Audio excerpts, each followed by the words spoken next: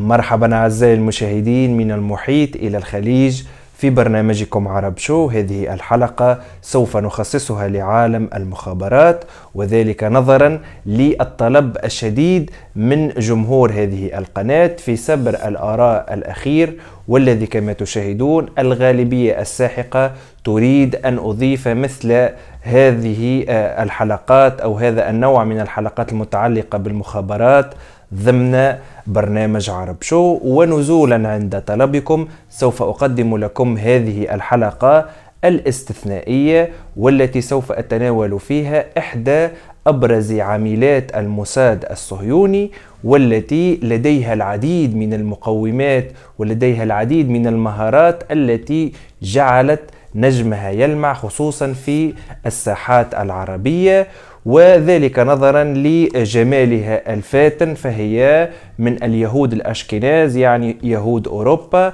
وهي فتاة شقراء وتجيد اللغة البولندية والفرنسية والإنجليزية بالإضافة إلى العبرية، بالإضافة إلى أنها متكونة في الجيش الصهيوني ومتخرجة منه برتبة ملازم أول، بالإضافة إلى العديد من المهارات والخصائص الأخرى التي سوف أقدمها لكم.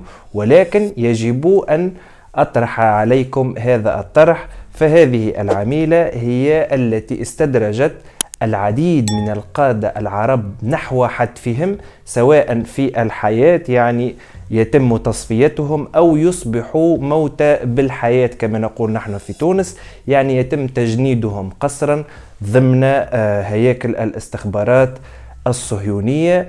كل هذا وأكثر سوف أشرحه لكم في هذه الحلقة، تابعونا.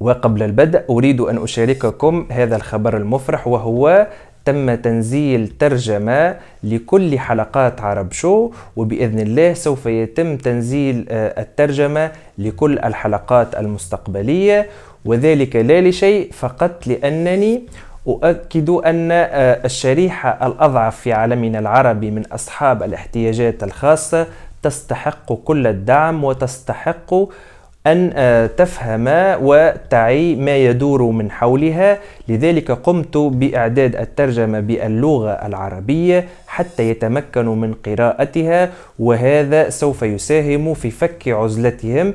وأدعو كل من له قناة على اليوتيوب أن يقوم بترجمة محتواه وكتابته باللغة العربية على أقل تقدير، حتى تتمكن هذه الفئة من الولوج والتعلم في قنواتنا التي لديها محتوى هادف. وننطلق بمحتوى هذه الحلقة، حيث ولدت نجمة الموساد في شهري يونيو من سنة 1958 في تل أبيب، وكانت لأبوين كان من ضمن العصابات التي قتلت وهجرت إخواننا الفلسطينيين. لذلك تعتبر هذه الشخصية نشأت في ظروف وبيئة معادية للعرب والمسلمين عموما. هذه الشخصية وهي تسيبيليفني، التي يعرفها العديد الآن بأنها تقلدت مناصب حساسة، أبرزها منصب وزيرة الخارجية في الكيان الصهيوني، كذلك تقلدت منصب وزارة العدل ووزارة استيعاب الهجرة، العديد من الوزارات الأخرى، وذلك نظرا لأنها كانت على رأس حزب كديمة، والذي يعتبر من أكبر الأحزاب وأكثرهم شعبية داخل الكيان الصهيوني، ومن أبرز قادته أرييل شارون. وكذلك تعتبر تسيبيليفني من القادة المشهورين جدا في صفوف هذا الحزب. وفي سنة 2019 أعلنت هذه الجاسوسة عن اعتزالها الحياة السياسية، ولكن ما لا يعرفه العديد حول تاريخها أنها كانت من ضمن عمال الموساد، وأخص بالذكر الفترة الزمنية بين سنة 1980 و1984. هذه الأربعة أو 5 سنوات كانت حافلة بالعديد من المهام ضد القادة العرب، خصوصا منظمة التحرير الفلسطينية، وتمركزت أغلب أنشطتها بالأساس في قارة أوروبا، وأبرز مدينة هي مدينة باريس التي شهدت نصيب الأسد من هذه العمليات. وما جعلها تنجح في أغلب المهام الموكلة إليها هو تكوينها الأمني والعسكري الذي تلقته في جيش الاحتلال، فهي لديها مهارات خاصة في الدفاع عن الذات، لديها تدريب في كيفية استعمال الأسلحة، ولديها تدريب مكثف في مستوى التعامل مع العدو، وفي استدراج القادة المحتملين، وفي أخذ المعلومات منهم، والعديد من الأساليب. وكما تعرفون أعزائي المشاهدين، يعني هذا هو شغل مخابرات على أعلى مستوى. ولا يمكن أن نغفل أنها كانت طالبة حقوق في جامعة بار إيلان، وتمكنت من الذهاب إلى الاستخبارات عبر زميلتها أو صديقتها المقربة ميراغال، نجمة المخابرات الصهيونية الأخرى. يعني هذه الشخصية التي نتناولها اليوم هي وليدة لظروف أحاطت بها، يعني منذ التنشئة من أبويها وصولا إلى محيطها العربي المعادي لها ولكيانها. كذلك نجد حتى أصدقائها وما إلى ذلك ساهموا في دخولها إلى هذا الجهاز الاستخباراتي، بالإضافة مهارات فردية فريدة ومميزات شخصية لا تتوفر في العديد من البشر. من أبرزها هي إتقان اللغات، يعني لديها جسد جميل جدا، لديها كاريزما وقدرة على التحكم في الذات، لديها أبرز شيء وهو العقيدة، وهي التي تنبني على حب الكيان الصهيوني ولا ولاء إلا لهذا الكيان، والعديد من المميزات الأخرى التي جعلتها في صفوف النخبة. يعني نحن دائما نتكلم في شخصية في النخبة في هذه الفترة. وكانت سيبيليفني تقوم بممارسة الجنس مع عدد مهم من العرب، ثم تقوم بتصويرهم، وبعد فترة تقوم بابتزازهم. يعني إما أن تتعاون معنا وتقدم لنا معلومات 1 2 3، أو سوف يقع نشر هذا الفيديو، وإذا لم يكن متعاونا فعلا سوف يتم نشر تلك الفيديوهات. ولاحظنا مثلا في سنة 2012 وجود العديد من التسريبات في الصحف التي تؤكد هذه المعلومات. بالإضافة إلى كل هذا كان هنالك جزء هام آخر لهذه الفيديوهات، وهو أن تقوم بالحصول على بعض التنازلات من الزعماء العرب حول المسألة أو القضية الفلسطينية. يعني هنالك العديد من الخبراء يرجحون أنه إلى حدود هذه الساعة يوجد العديد من القادة العرب الذين ما زالوا تحت الابتزاز إلى حدود هذه الساعة، وقدموا تنازلات حتى لا يتم فضح أمرهم.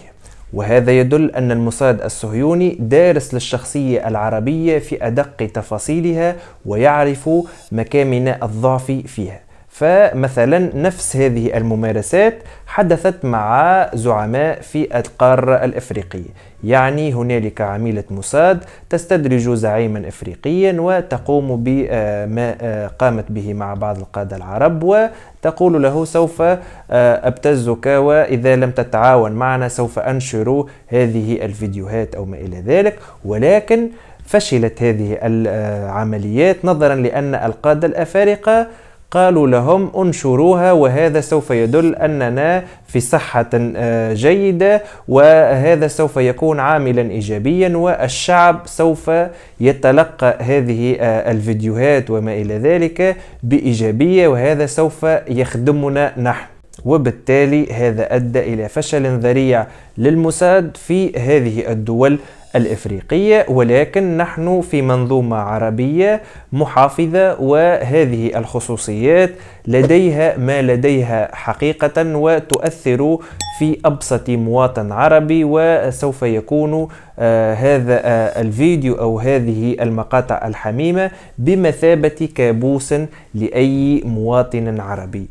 وفي الحقيقة هذه الأساليب الآن تطورت بوتيرة متسارعة، خصوصا في وجود الإنترنت. فمثلا من لديه فيسبوك أو لديه حساب على الإنستغرام أو ما إلى ذلك، وكلهم الآن أصبحوا بميتافيريس، فهو مكشوف لكافة مراكز المخابرات في العالم. يعني أي رسالة ترسلها سوف تكون مراقبة، حتى إن حذفتها، حتى إن لا أدري، حتى إن قمت بتكسير الهاتف أو ما إلى ذلك، فإنها سوف تبقى مسجلة. بل حتى أن المواقع التي تلجون إليها هي مسجلة، بل أنه يمكنهم حتى فتح الميكروفونات والتصنت عليكم، وحتى فتح كاميرات للحاسوب أو الهاتف والتجسس. يعني لست بمأمن إذا كنت تعتقد أنك بمأمن عزيزي المشاهد الآن. ولكن في تلك الفترة لم يكن هنالك وجود للإنترنت بهذه الشاكلة وانتشارها الواسع وسرعة تدفقها، وبالتالي كانت المعلومات وتصوير وما إلى ذلك شحيحة جدا، وتتطلب جهدا مخابراتيا والمخاطرة بأفراد حقيقيين وما إلى ذلك. أما الآن فبكبسة زر مثل برنامج بيجاسوس الصهيوني يمكنه اختراق أي هاتف وأي جهاز إلكتروني في العالم. وبالتالي لدينا الآن فكرة عن نشاط المخابرات سابقا والآن، وكيف يتطور بتطور التكنولوجيا. وأعرف أعزائي المشاهدين أن لديكم الآن العديد من التساؤلات حول كيفية استدراج هذه العميلة لضحاياها من القادة والزعماء العرب. يعني هل ستذهب إلى المقهى وتقابلهم في أماكن عامة وتجعلهم يقعون في حبها وتجعلهم يقومون بممارسة الرذيلة وما إلى ذلك؟ بطبيعة الحال هذا أمر صعب للغاية، ولكن كانت تشتغل في مهنة محبذة لهذا النوع من الشغل. يعني كانت تشتغل خادمة في منزل أو منظفة أو ربة منزل أو ما إلى ذلك للمنازل التي كان يكتريها أو كانت على ملك القادة والزعماء العرب. وطريقة توظيفها كانت من قبيل مهام المخابرات الصهيونية، وزرعتهم في هذه المنازل والشقق، وتقوم بمراودة هؤلاء الشخصيات المراد استهدافهم. وحتى وصلت في بعض الأحيان وحسب العديد من المقالات الصحفية أنها تغتالهم داخل منازلهم. وهذا جعلني أعيد حساباتي في العديد من المسائل. ومثلا الزعيم الراحل معمر القذافي كان يذهب إلى أوروبا ويحضر معه طاقمه الخاص من العمال والحرس وما إلى ذلك، وكان يحمل معه خيمته الخاصة ولا يحل في أي فندق أو منزل أو ما إلى ذلك، بل كان يسكن في هذه الخيمة. وبالتالي كانت هذه الخيمة تمثل مأمنا من كل الوسائل للتجسس، ولا يمكن أن يتم وضع كاميرات فيها، ولا يمكن أن يتم زرع عمال داخلها وما إلى ذلك، بل كانت آمنة ومحمية بطريقة فعالة. ويمكن أن يكون هذا أحد الأسباب الرئيسية التي جعلت العقيد الراحل يتحسب من المخابرات الأجنبية، وكان يقوم بهذه الممارسات. وهذه الحقيقة التي كانت دائما يغيبونها في الإعلام، وكانوا دائما يقومون بتصويرها بطريقة هزلية ويعني طريقة كوميدية، وأن هذه الممارسات متخلفة وما إلى ذلك. ولكن علم المخابرات يثبت الآن صحتها، وهذا ما يجب أن يكون ما دمت في عالم دائم الصراعات، وفي عالم فيه أجهزة مخابرات نشطة وتبتز ولا تعترف بأي قيم أخلاقية. وهذه القيم الأخلاقية تطرح العديد من التساؤلات داخل الكيان الصهيوني وخارجه. فكلنا يعلم أن الكيان الصهيوني يروج على أنه الدولة الوحيدة التي ترعى اليهود، واليهودية تحرم ممارسة الزنا، وهذا بطبيعة الحال محرم في كل الديانات السماوية. فكيف التفت عناصر المخابرات على الطابع الديني لهذه العملية؟ فمثل ما لدينا نحن في الإسلام الفتاوي من الشيوخ، هم لديهم كذلك فتاوى من الحاخامات الصهاينة، ومن أبرزهم أري شيفات، والذي أباح ممارسة الجنس مع اليهوديات للعرب والمسلمين وغيرهم بغرض الحصول على معلومات مهمة للكيان الصهيوني. وبناء عليه يمكن أن نستنتج أن الكيان الصهيوني يوفر غطاء دينيا لكل ممارساته حتى يكون متوافقا مع الشريعة اليهودية، بالإضافة إلى أنه يوفر غطاء شرعيا يتمثل في جعل هذه أو هؤلاء الجواسيس قادة في الكيان الصهيوني. ولدينا مثال حي تسيبي ليفني، والتي ذكرنا جزءا من تاريخها ضمن الموساد، وهي كما ذكرت تقلدت مناصب وزارية وكانت مرشحة لأن تكون في منصب رئيسة الوزراء، وهو أعلى منزلة وأعلى مرتبة داخل الكيان الصهيوني. ولا يقتصر وجود ونفوذ الحسنوات داخل جهاز الموساد والمخابرات الصهيونية فقط، بل كذلك نجده يتمركز بدرجة كبيرة داخل الجيش. فالجيش الصهيوني يفرض التجنيد على النساء نظرا لأن تعداد سكانه لا يتجاوز 7 مليون صهيوني، بينما لديه عالم عربي فقط يحيط به من كل حدب وصوب يتجاوز عدده 450 مليون مواطن عربي، وهذا يمثل كابوسا له حتى في ظل قيام العديد من الأنظمة السياسية بالتطبيع مع الكيان الصهيوني. ولكن يعرف جيدا أن الشعوب دائما لديها موقف واحد وهو ضد التطبيع، وبالتالي نجد الآن تواجدا في المخابرات وفي الجيش. ومن محاسن التي تعول عليها الإدارة الصهيونية هي تقديم صورة الجيش الصهيوني على أنه جيش جذاب، جيش عصري، يعني جيش مسالم، وتخفي كم العنصرية والحقد والتقتيل الذي تمارسه يوميا على الشعب الفلسطيني. ولاحظنا انتشار العديد من الفيديوهات لمجندات صهيونيات جميلات نسبيا ويقمن باستعراض العلم الصهيوني. كذلك نجد العديد من المجلات التي تصور عريضات الأزياء بزي جيش الاحتلال، وهذا ساهم بدرجة كبيرة في تشجيع الشباب الصهيوني على الالتحاق بالجيش لأداء الخدمة العسكرية. ورغم أن معدلات التحرش والاغتصاب ضمن الجيش نفسه بين الفتيات والفتيان مرتفعة للغاية، إلا أن الدولة الصهيونية أو الكيان الصهيوني دائما يسعى لتلميع صورة هذا الجيش المارق. أرجو أن أكون قد وفقت في نقل هذه المعلومات. لا تنسوا أعزائي المشاهدين أن هذه النوعية من الحلقات هو هدفها التوعية بالمخاطر المحدقة بنا، ويجب أن نكشفها لكم حتى تكونوا واعين بما يحدث حولكم. ولا تنسوا أعزائي المشاهدين الاشتراك في القناة وتفعيل زر الجرس حتى يأتيكم كل ما هو جديد، والجديد يأتيكم كل يوم خميس على الساعة 3 بعد الزوال بتوقيت غرينتش.